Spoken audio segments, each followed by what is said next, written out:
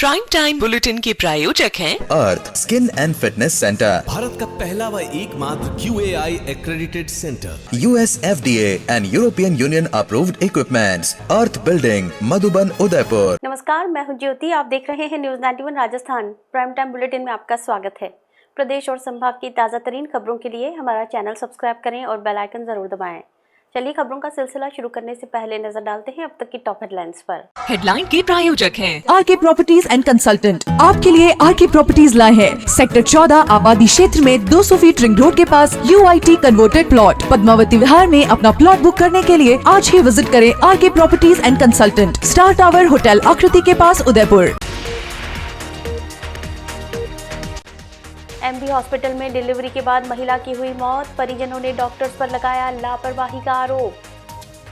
UGC के काले कानून के खिलाफ उदयपुर में सवर्ण OBC की हुंकार, मेवाड़ में उग्र आंदोलन का किया ऐलान। 2 तलाई मार्ग की खस्ताहाल सड़कें दे रही हादसों को न्योता, प्रशासन की लापरवाही पड़ सकती है भारी। डोडा चूरा से भरी स्कॉर्पियो को पुलिस ने किया जब्त, कार्रवाई के दौरान मौके से फरार हुए तस्कर। उदयपुर स्थित पन्नाधार राजकीय महिला जिला चिकित्सालय में डिलीवरी के दौरान कथित चिकित्सकीय लापरवाही से महिला की मौत का मामला सामने आया है। पीड़ित परिवार और समाज के लोगों ने SP को ज्ञापन सौंपकर दोषी डॉक्टर्स और मेडिकल स्टाफ के खिलाफ कठोर कार्रवाई और मुआवजे की मांग की है। परिजनों का आरोप है कि सीजर ऑपरेशन के बाद महिला की हालत बिगड़ती रही, समय पर इलाज और रेफर नहीं किया गया, जिससे उसकी जान चली गई। मामला उदयपुर के पन्नाधार राजकीय महिला जिला चिकित्सालय का है, जहां सेमारी निवासी मीना जोशी को 9 जनवरी को प्रसव के लिए भर्ती कराया गया था। परिजनों के अनुसार महिला की उम्र 33 वर्ष थी और वो पूरी तरह स्वस्थ थी। पूर्व में उनकी डिलीवरी भी सामान्य हो चुकी थी। इलाज डॉक्टर सुधा गांधी और उनकी टीम की निगरानी में चल रहा था। 2-3 दिन तक नॉर्मल डिलीवरी का प्रयास किया गया, लेकिन 13 जनवरी को सीजर ऑपरेशन से बच्चे का जन्म हुआ। परिजनों का आरोप है कि ऑपरेशन के बाद महिला की तबीयत लगातार बिगड़ती गई। 48 घंटे तक यूरिन नहीं आया, पेट फूलता रहा और बार बार सूचना देने के बावजूद स्थिति को सामान्य बताया गया। 14 जनवरी को दोबारा ऑपरेशन किया गया, जिसके बाद हालत और गंभीर हो गई। आरोप है कि महिला की दोनों किडनी ने काम करना बंद कर दिया। संक्रमण फैल गया और देर रात ये कहकर अहमदाबाद रेफर कर दिया गया कि यहाँ पर्याप्त संसाधन उपलब्ध नहीं हैं। इलाज के दौरान अहमदाबाद में महिला की मृत्यु हो गई। मृतका के पति प्रदीप जोशी ने आरोप लगाया कि यदि समय रहते जांच, सही इलाज और पारदर्शिता बढ़ती जाती तो जान बच सकती थी। उनका कहना है कि सीजर जैसे सामान्य ऑपरेशन में इतनी बड़ी लापरवाही स्वीकार्य नहीं है। घटना को लेकर समाज के लोगों ने SP को ज्ञापन सौंपकर दोषियों के खिलाफ सख्त कार्रवाई और पीड़ित परिवार को मुआवजा देने की मांग की है। अस्पताल के जो भी जिम्मेदार व्यक्ति थे, नर्सिंग स्टाफ था, डॉक्टर्स थे, उन्होंने लापरवाही बरती और उसको इस कंडीशन तक लाके खड़ा कर दिया कि उसका कहीं भी इलाज संभव नहीं था। वो बहन पीछे 10 दिन का एक बच्चा छोड़ के गई है और 3 से 4 साल की उसकी एक बिटिया भी है, तो उनका भविष्य क्या होगा। हम प्रशासन से और पूरे समाज से निवेदन करते हैं कि इसके लिए आप आगे आइए और जो जिम्मेदार डॉक्टर है उनको बर्खास्त की जाए। इन्होंने 13 तारीख को सुबह ऑपरेशन हुआ, 14 तारीख को वापस ऑपरेशन किया इन्होंने और इसके बाद लीपापोती कर दी कि हमारी तरफ से कोई मिस्टेक नहीं है, जबकि गंभीर लापरवाही थी। उनको मालूम था ये चीज़ हमसे मिस्टेक हो गई है, इसके बावजूद भी इन्होंने रेफ़र नहीं किया। रात को हमें ज़बरदस्ती मेरे से लिखवाया गया कि बेहतर स्वास्थ्य के लिए हम ले जा रहे हैं पेशेंट को, जबकि ये फ़र्ज़ उनका था कि भाई एक ऑपरेशन हो चुका है, उनसे मिस्टेक हो गई है, तो ये बताना चाहिए पेशेंट को। इतनी गंभीर लापरवाही, वहाँ जाके मालूम चला कि इनकी किडनी काम करना बंद कर दिया, धीरे धीरे लीवर ने काम करना बंद कर दिया, इन्फेक्शन फैल गया और 2 दिन के भीतर ही उनकी मृत्यु हो चुकी थी। हमारी मांग, सबसे पहली मांग तो ये है कि सबसे पहली मांग जो सबके लिए, मेरे लिए नहीं है, मतलब मैं सबके लिए ये चाहता हूँ कि उन जो भी उस दौरान जिन्होंने भी सीजर का ऑपरेशन किया पहला, जिनसे भी मिस्टेक हुई है, उनके खिलाफ सख्त कार्रवाई की जाए। Amar Ashish hospital and test tube baby centre Udaipur, जहां आधुनिक तकनीक से मिलता है निसंतान दंपतियों को संतान सुख। तो आज ही डायल करें अपनी खुशियों का नंबर 0294-242-9044। उदयपुर में UGC के नए कानून के विरोध ने अब संगठित आंदोलन का रूप ले लिया है। विप्र फाउंडेशन कार्यालय में सवर्ण और OBC समाज की बड़ी संयुक्त बैठक हुई, जहां मेवाड़ से उग्र आंदोलन की रणनीति तैयार की गई।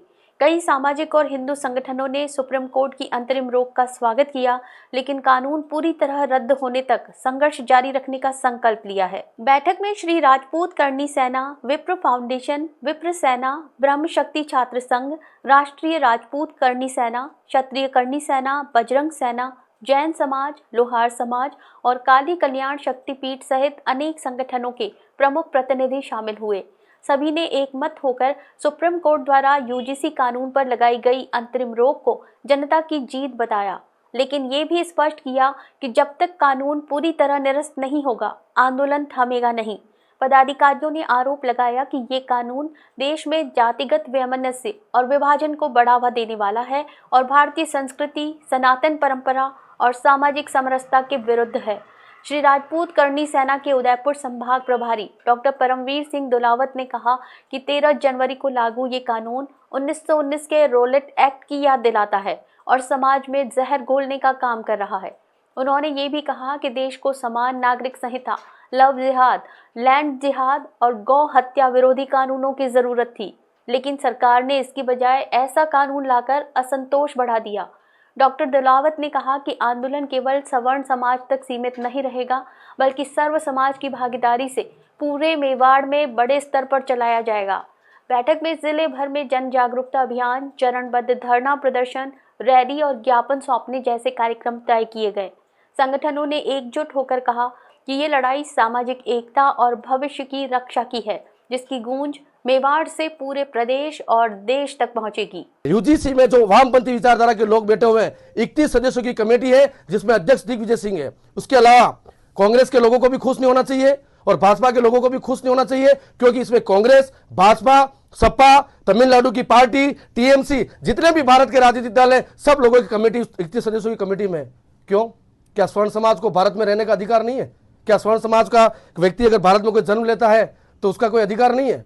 हम इस काले कानून का पुरजोर विरोध करते हैं और ये विरोध मेवाड़ से शुरू हुआ था। हमारे श्री राजपूत करणी सेना के राष्ट्रीय अध्यक्ष श्री महिपाल सिंह जी मकराना ने यहां से हुंकार भरी थी और आज पूरे भारत में स्वर्ण समाज सड़कों पे उतरा है, सर्व समाज सड़कों पे उतरा है और इस काले कानून का विरोध इस तरह से हुआ है कि भारत सरकार को यह पता लग गया है कि अगर इस कानून पर हमने रोक नहीं लगाई तो ये देश एक बहुत बड़े आंदोलन की तरफ आगे बढ़ रहा है, यह देश अराजकता की ओर आगे बढ़ रहा है और आज माननीय सुप्रीम कोर्ट ने इस पर रोक लगाई है।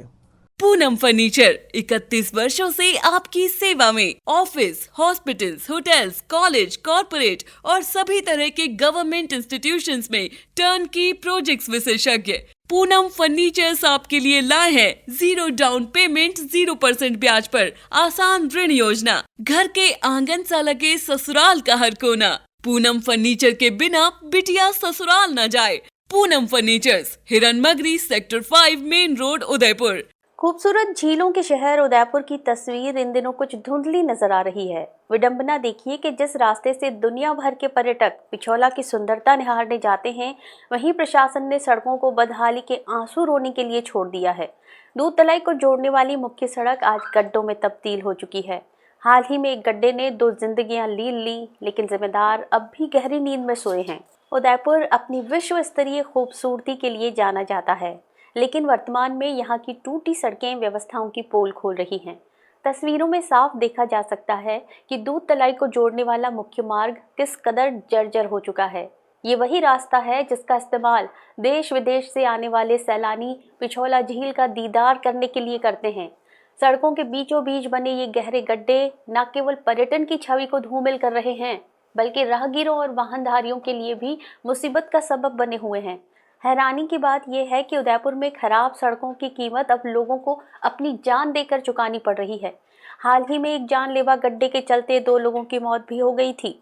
इस घटना ने शहरवासियों में आक्रोश भर दिया है। फिर भी नगर निगम और संबंधित विभाग इस पर कोई ठोस कार्रवाई करने को तैयार नहीं है। इन छोटी और सकड़ी सड़कों पर जगह जगह बने ये गड्ढे हर पल किसी न किसी हादसे को खुला निमंत्रण दे रहे हैं।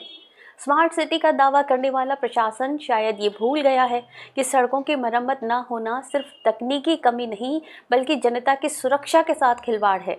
स्थानीय लोगों की मांग है कि इन सड़कों को तुरंत सुधारा जाए ताकि भविष्य में किसी और की जान न जाए और उदयपुर की सुंदरता पर लगा ये दाग भी धोया जा सके। उदयपुर जिले के खेरोदा थाना क्षेत्र में अवैध मादक पदार्थों के खिलाफ चल रहे अभियान के तहत पुलिस ने बड़ी सफलता हासिल की है।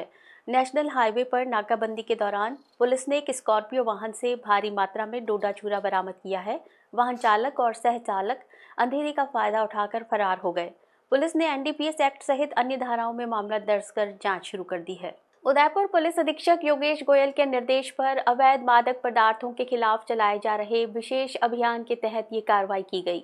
अतिरिक्त पुलिस अधीक्षक खेरवाड़ा अंजना सुखवाल और डीएसपी वल्लभनगर राजेंद्र सिंह जैन के सुपरविजन में खेरोदा थाना अधिकारी सुरेश बिश्नोई और उनकी टीम ने 28 जनवरी को नेशनल हाईवे 48 पर वाना चौराहे पर नाकाबंदी शुरू की थी। नाकाबंदी के दौरान मंगलवार से उदयपुर की ओर आ रही गुजरात नंबर की स्कॉर्पियो गाड़ी को देखकर चालक ने वाहन को अचानक रॉन्ग साइड में मोड़कर भागने का प्रयास किया। पुलिस के इशारे पर तैनात कांस्टेबल कुलदीप ने स्टॉप स्टिक की मदद से आगे का टायर बस्ट किया। इसके बावजूद चालक वाहन को भगाता रहा। पुलिस टीम ने पीछा कर बमुश्किल गाड़ी को रोका। जांच के दौरान चालक और सहचालक अंधेरे का फायदा उठाकर जंगल की ओर फरार हो गए। वाहन की तलाशी लेने पर बीच और पीछे की सीटों पर काले रंग के प्लास्टिक कट्टे भरे मिले, जिनमें कुल 22 कट्टों में 468 किलो 270 ग्राम अवैध डोडा चूरा पाया गया। वाहन से 5 अलग अलग नंबर प्लेट्स भी बरामद की गई। पुलिस ने इस मामले में एनडीपीएस एक्ट के तहत प्रकरण दर्ज कर लिया है। मामले का अनुसंधान कानोड़ थाना पुलिस द्वारा किया जा रहा है। फिलहाल पुलिस फरार आरोपियों की तलाश में जुटी है। राजस्थान विधानसभा के बजट सत्र में आज हंगामेदार बहस देखने को मिली।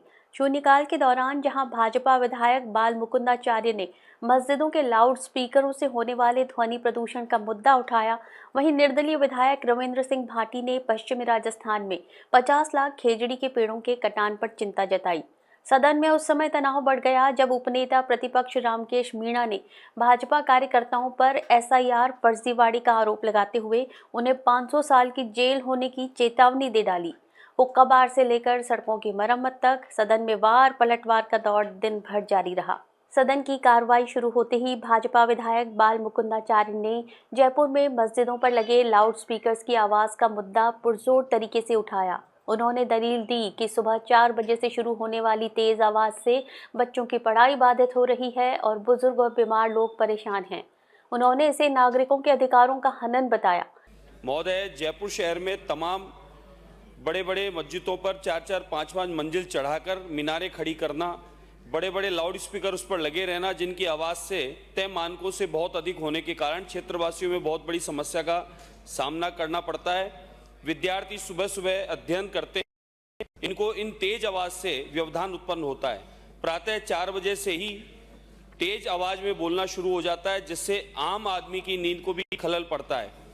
वहीं विधायक रविंद्र सिंह भाटी ने पर्यावरण संरक्षण की मांग करते हुए सरकार को चेतावनी दी कि पश्चिमी राजस्थान में 50 लाख खेजड़ी के पेड़ काटने की तैयारी है। उन्होंने राज्य में तुरंत खेजड़ी संरक्षण कानून लागू करने की मांग की।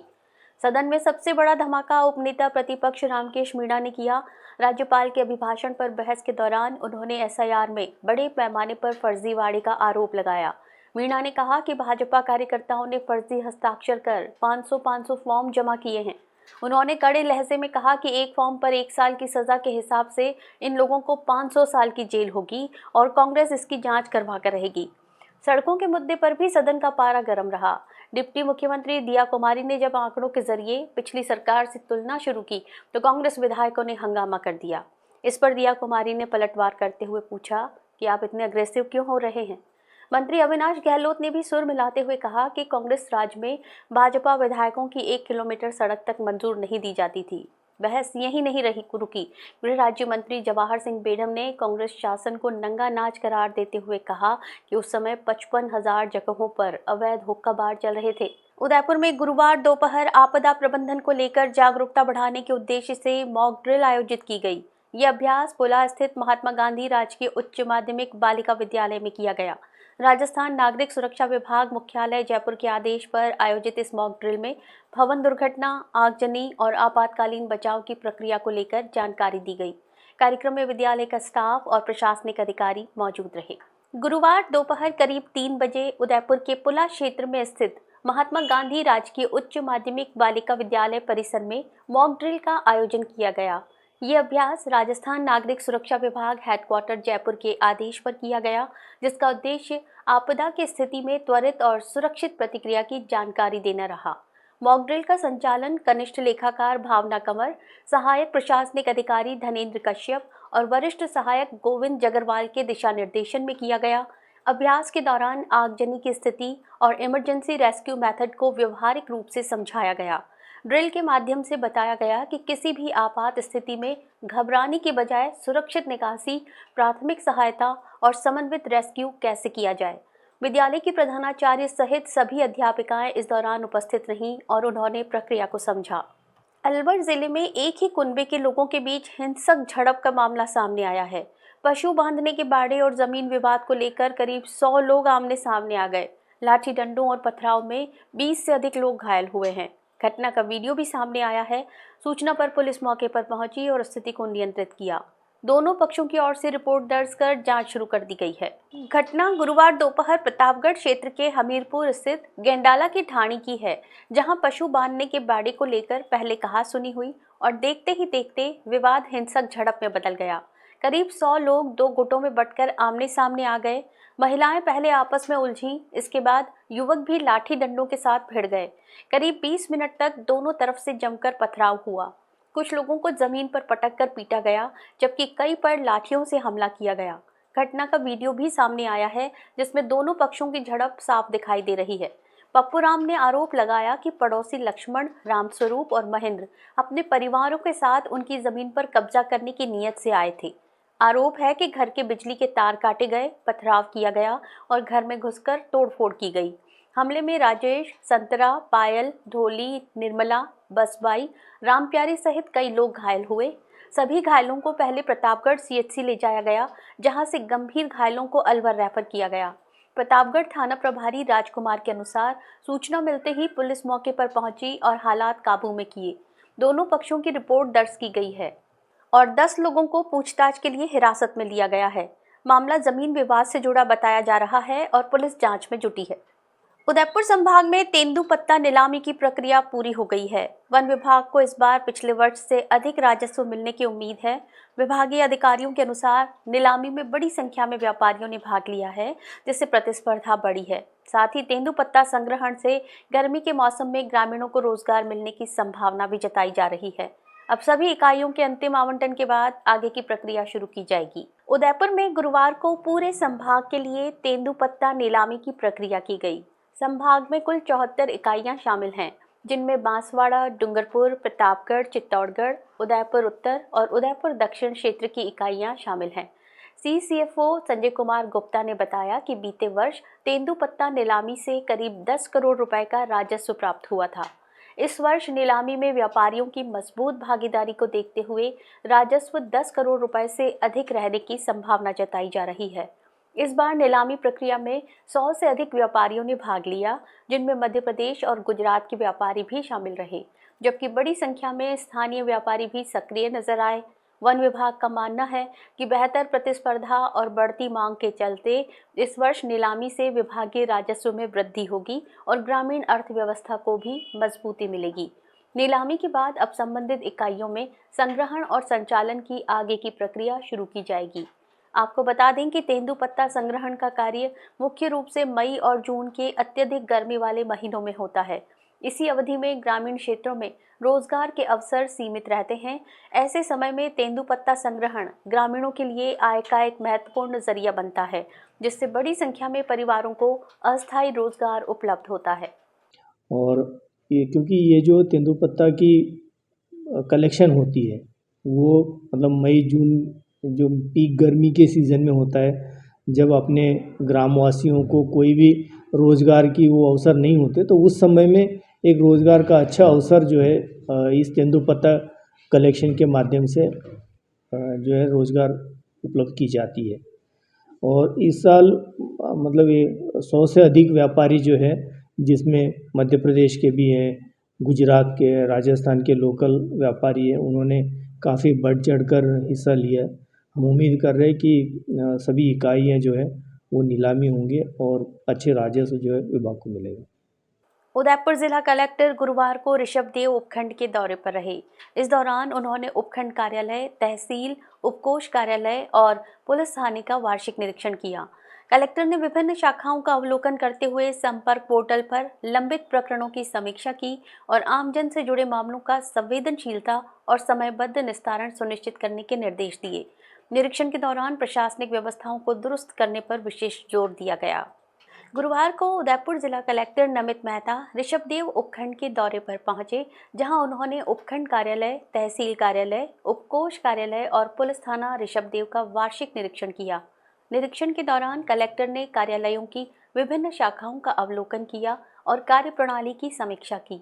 कलेक्टर नमित मेहता ने संपर्क पोर्टल पर लंबित प्रकरणों की स्थिति की जानकारी लेते हुए अधिकारियों को निर्देश दिए कि आमजन से जुड़े परिवादों का निस्तारण संवेदनशीलता, पारदर्शिता और समयबद्ध तरीके से किया जाए, ताकि लोगों को अनावश्यक रूप से कार्यालयों के चक्कर न लगाने पड़े।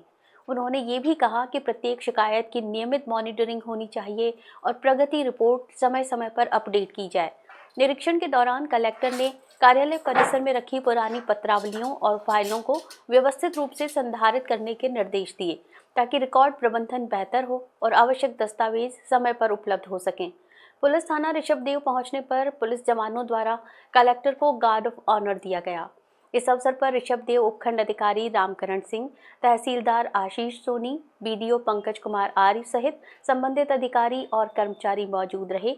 कलेक्टर ने सभी विभागों को आपसी समन्वय के साथ कार्य करते हुए प्रशासनिक सेवाओं को और अधिक प्रभावी बनाने की बात कही। चलते चलते फिर नजर डालते हैं अब तक की टॉप हेडलाइंस पर। हेडलाइन के प्रायोजक हैं आरके प्रॉपर्टीज एंड कंसल्टेंट। आपके लिए आरके प्रॉपर्टीज लाए हैं सेक्टर 14 आबादी क्षेत्र में 200 फीट रिंग रोड के पास UIT converted plot. Padmavati Vihar में अपना प्लॉट बुक करने के लिए आज ही विजिट करें RK properties and consultant, star tower hotel Akriti के पास, उदयपुर।